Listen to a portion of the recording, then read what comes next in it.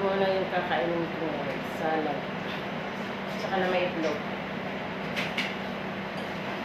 Sakit lang buong katawan.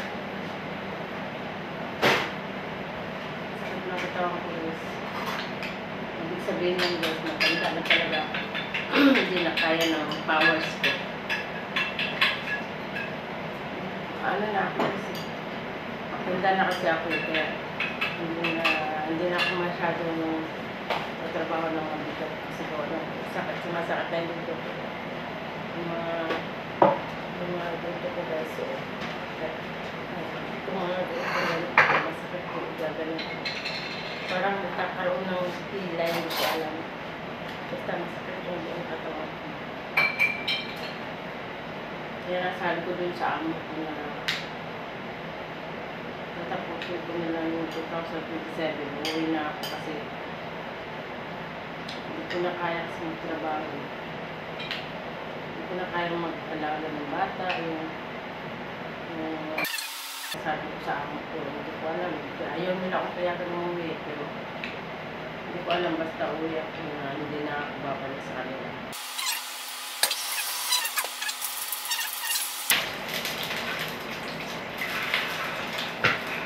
Kaya ako alagaan ng anak ko ba?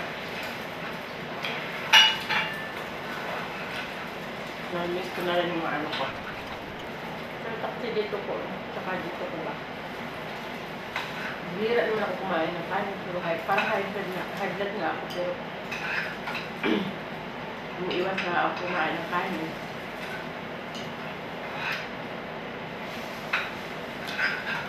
Bihira na ako kumakain ng kanin. Kaya ganit ko na kinakain. Parang salad na lang ba? Sabi ko, may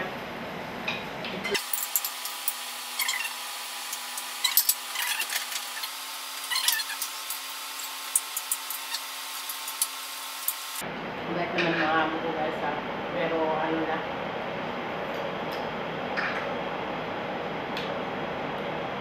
kaya yung amo ko mabait. Kami maging araw. Tapos ako lang. Kahit may pasok ko alaga ko, wet pa rin ako kasi hindi ako talaga nakakatulog ng maaga. Parang mayroon akong sumli.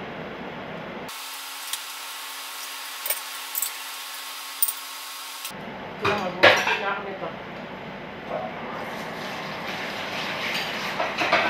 Ano yung hapon na alis na naman aalis na nito. Dito kami sa nanay niya. Kasi kahapon hindi ko nito.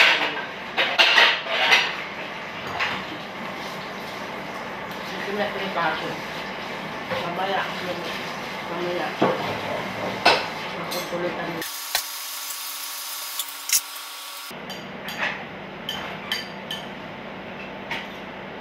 Kasi kahapon guys. Doon sana kayo magtutulog sa nanay niya. Parang mag-alas 9 na yata ng gabi yun. Na magsabi na amo ko na mag-ano daw akong madalit ng mga bata kasi magtutulog daw ako ng isang araw. Doon sa nanay niya. Ang problema, nagkaalam yung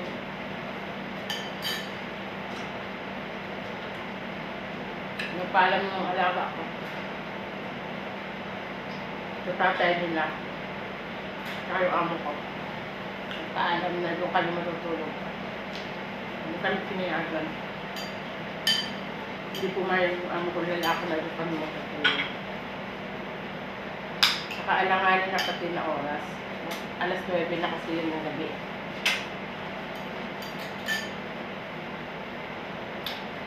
Ang buka kasi ng nanay niya. Pag hindi traffic, mga 45 minutes lang yata for at ganyan. Kaya isa pa hindi traffic. Pero pag traffic kasi, ano, mabuti na isang oras ang biyahe mo.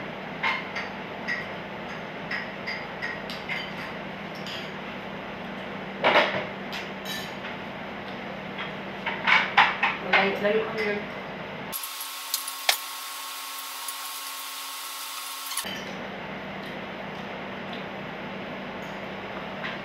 Kaya mamaya, hindi ko alam kung doon kami matutulog o ano. Mamaya pupunta kami doon sa nanay niya. Kasi, Huwebes at saka Biyernes kasi walang pasok ng mga bata. Wala din trabaho ang amo ko. Huwebes at saka Biyernes. Nagtipon-tipon kasi sila sa bahay ng nanay nila. Nagtipon magkakapatid talaga. Kaya, kahapon hindi kami natulog ko. Ngayon matutulog kami mamaya. Hindi ko na maalam kung doon kami matutulog o ano.